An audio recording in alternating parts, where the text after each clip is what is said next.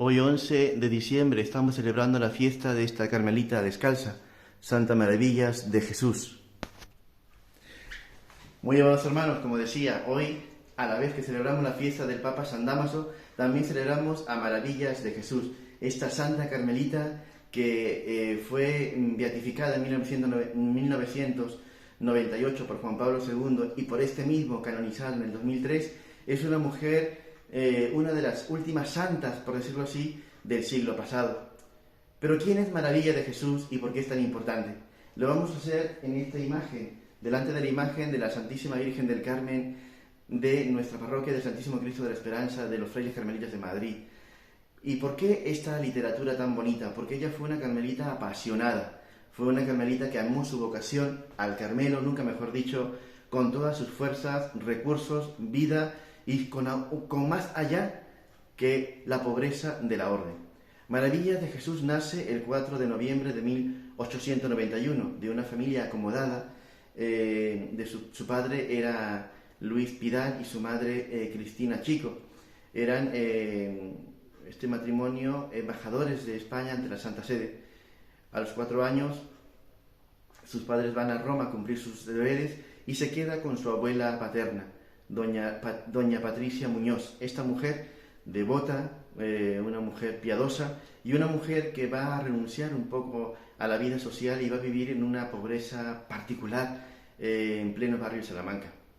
Esta mujer desde los 4 años va a educar a Maravillas en la piedad, en el amor y en el temor a Dios a través de la vida de los santos, a través de la pasión de Jesucristo, a través de todas las tradiciones católicas.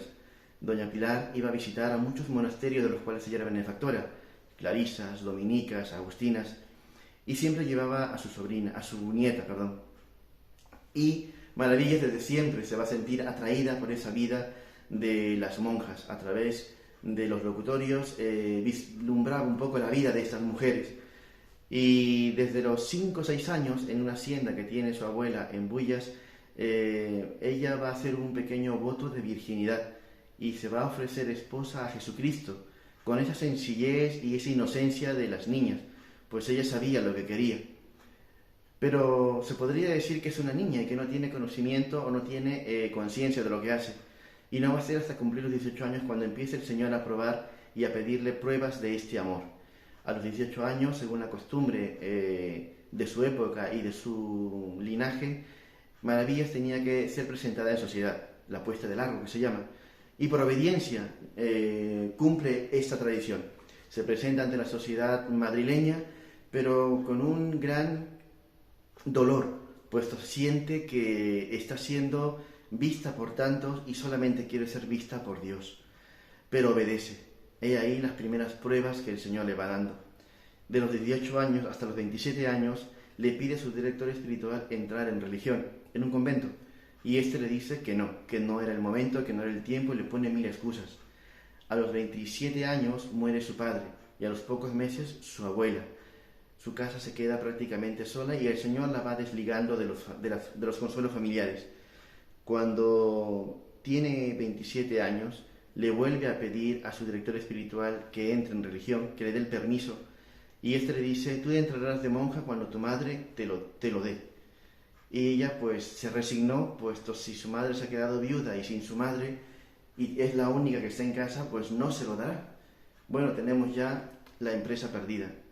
Pero con gran sorpresa su madre, en 1919, dando un paseo por el Retiro, con 28 años, le da el permiso y le dice que no se podía oponer a la voluntad de Dios. Así que ella, feliz y contenta, hace los preparativos para entrar en el monasterio del Escorial. Recordemos que esta elección del Carmelo no es por propia iniciativa. Ella 3 años antes había visto como una prima suya había entrado en este monasterio y le escribía apasionadamente sobre la vida del Carmelo, la austeridad, la rigurosidad de vida, la regla del Carmen. Y se enamora de ella y desde entonces tiene a Santa Teresa y a San Juan de la Cruz como libros de cabecera, como esa mística que ella desea vivir. Pero el Señor la prueba en la obediencia. Traspasa el umbral del Carmelo del Escorial el 12 de octubre de 1919. Hay que recordar que en junio de ese año el rey Alfonso XIII, con toda España a la cabeza, consagran a España al Sagrado Corazón de Jesús. Esto va a ser fundamental para ella, puesto no sabía que el Señor la llamaba a ese lugar. El centro geográfico de España, en Getafe, es el Sagrado Corazón de Jesús, el Cerro de los Ángeles. Y es ahí cuando el Señor se va a manifestar y le va a pedir a Maravillas una prueba de amor. A los 8 días de haber entrado en el Carmelo, este director espiritual va a verla por ver si estaba bien en el convento. Y ella se extraña que le preguntase eso. Y le dice: ¿acaso lo duda mi padre? Estaba feliz de la regla, de las costumbres, de la vida, de la oración, de la mística, del trabajo, del silencio, de la contemplación y sobre todo de la estricta clausura. Y es así que viene una marquesa al locutorio y empieza a hablar que está desolada, puesto que 2 años antes habían consagrado el Corazón de Jesús en el Cerro de los Ángeles y que está abandonado, no hay gente, las ovejas pastan por doquier y ahí parece un corral más que un santuario. Y entonces empieza a arder en ella una intención de fundar un monasterio de carmelitas descalzas en ese lugar, para que sean como esa velita que tenemos en el sagrario, que esté constantemente agradando, alabando y viviendo por Dios, con Dios y en Dios. Y es así que tienen las primeras pruebas. Ella entró al Carmelo para olvidarse del mundo, para desaparecer de tal, y ahora el Señor le está pidiendo que sea una de las fundadoras. Pues bien, pidiéndolo en oración, se atreve a decirlo a su madre priora la anima, se lo comunican al señor obispo, pero ¿qué es lo que sucede? Que no hay recursos. Entonces, siendo todavía ella una monja de votos simples, faltando ya un par de años para su profesión solemne, se fija que Maravillas, con 6 hermanas más y 2 maestras, salgan del monasterio del Escorial dirigiéndose a Getafe para empezar la fundación del monasterio del Sagrado Corazón del Cerro de los Ángeles. Y va a ser el 30 de mayo, en este transcurso itinerante, en el que en el 30 de mayo de 1924 va a hacer su profesión solemne. De 1925 al 1926 se consolida la fundación del monasterio del Cerro de los Ángeles. Van a ser los años más felices de su vida. En el año de 1931 empieza la guerra, empiezan las quemas de conventos, la persecución religiosa, y ellas tienen que salir huyendo del monasterio del Sagrado Corazón de Jesús, dejando el Sagrado Corazón de Jesús, y desde Getafe divisan cómo los milicianos arremeten con ese odio hacia la fe contra el Sagrado Corazón de Jesús. Pero bien, luego, en 1936, Maravillas de Jesús vuelve al monasterio del Escorial para ver a sus monjas. Luego hace un itinerante, una parada cuando se esconden de las persecuciones religiosas en el monasterio, en el desierto de las Batuecas. En este convento tan emblemático, ella va a reformar de cierta manera esas ermitas que estaban abandonadas y va a establecer una comunidad de monjas allí. Luego volverá en 1937-38 al Cerro de los Ángeles y luego lo reconstruirá totalmente. En 1939 manda monjas a fundar a la India, y ella quería ser la primera en fundar India, puesto que el padre general, prepósito general de los descalzos, había pedido una fundación allí de misioneros y sobre todo quería una fundación de monjas de clausura. Y ella se ofrece, pero no la dejan ir sus hijas, y manda a otras monjas válidas para esa fundación. Luego recupera el monasterio de Duruelo en 1947, luego Mancera de Abajo en 1944, luego el mismo general le pide ayuda para Newport en Estados Unidos para fundar una comunidad de carmelitas descalzas donde puedan vivir la regla carmelita, y es ella que también se elige y saca hasta el pasaporte, pero las diosidencias de Dios hacen que no vaya, y eso se hace en 1949. Luego funda el monasterio de Cabrera, el de Aravaca, y el último monasterio que va a fundar es el monasterio de la Aldehuela en 1960.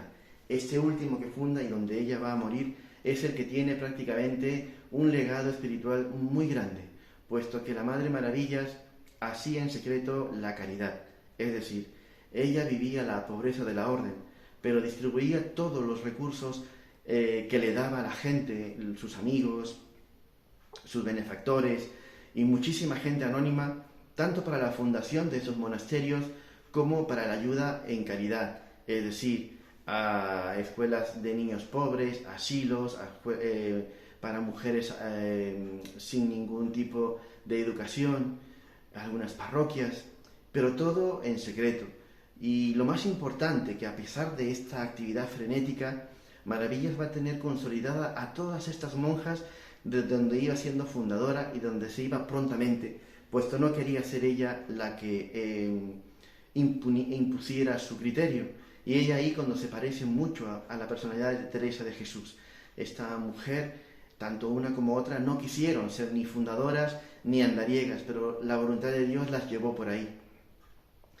En todo el recorrido espiritual de la Madre Maravillas se va viendo una gran devoción a la tradición carmelita. Ella, cuando entra en el Carmelo, se enamora de esta gran frase de nuestros grandes teólogos carmelitas del siglo XIII: el Carmelo es todo mariano, y es así como lo comprende, y pone a María en el centro de su vida, a María en el centro de su corazón, de sus monjas. María lo es todo: maestra, hermana, consuelo, amiga, esposa, modelo de todas las virtudes que una monja pueda tener, al menos en la orden carmelita, y más en la rigurosidad de las descalzas. Es así como Santa Maravillas de Jesús va llegando al final de sus años en el monasterio de la Aldehuela. Allí va a vivir los momentos más tiernos de descanso con sus hijas, y éstas van a consolidar una gran fuerza de no mover la tradición carmelita, de vivir las costumbres con esa pureza de intención, según nuestros documentos antiguos, la puritas cordis, la pureza e intención de corazón del alma. Y va a vivir amando su clausura, amando que sus hijas vivan celosamente la regla del Carmen como ella lo había vivido. Maravillas de Jesús muere un 11 de diciembre de 1974, rodeada de sus hijas, en gran amor y celo y ardor de Dios. Después de esto se ven los archivos y aparecen testimonios de muchísima gente, sobre todo en Getafe, donde vivió mucho tiempo, y aquí en Madrid, donde realizó esta obra emblemática. Por eso, amados hermanos, Maravillas de Jesús, una monja carmelita, contemplativa, de clausura, pero que eso no le impidió que el amor traspasase las rejas. Y las rejas, como dirían nuestros santos teólogos carmelitas, no hacen presas a las personas, sino a los enamorados nos encierra en un estado de amor constante para Él, viviendo en obsequio de Jesucristo, imitando las virtudes de la Santísima Virgen María, del Santo Monte Carmelo. Por eso, hoy, que también es sábado, día de nuestra Santísima Madre, junto con Maravillas de Jesús, junto con el Papa San Dámaso, junto con todo el Carmelo, con toda la Iglesia, le vamos a decir aquella oración que los carmelitas tenemos cual himno de devoción. Flor del Carmelo, viña florida, esplendor del cielo, Virgen fecunda y singular, oh Madre tierna intacta de hombre, a los carmelitas proteja tu nombre, estrella del mar. Reina y hermosura de los carmelitas, ruega por nosotros. Santa Maravilla de Jesús, ruega por nosotros. Ave María Purísima del Monte Carmelo, sin pecado concebida, Santísima.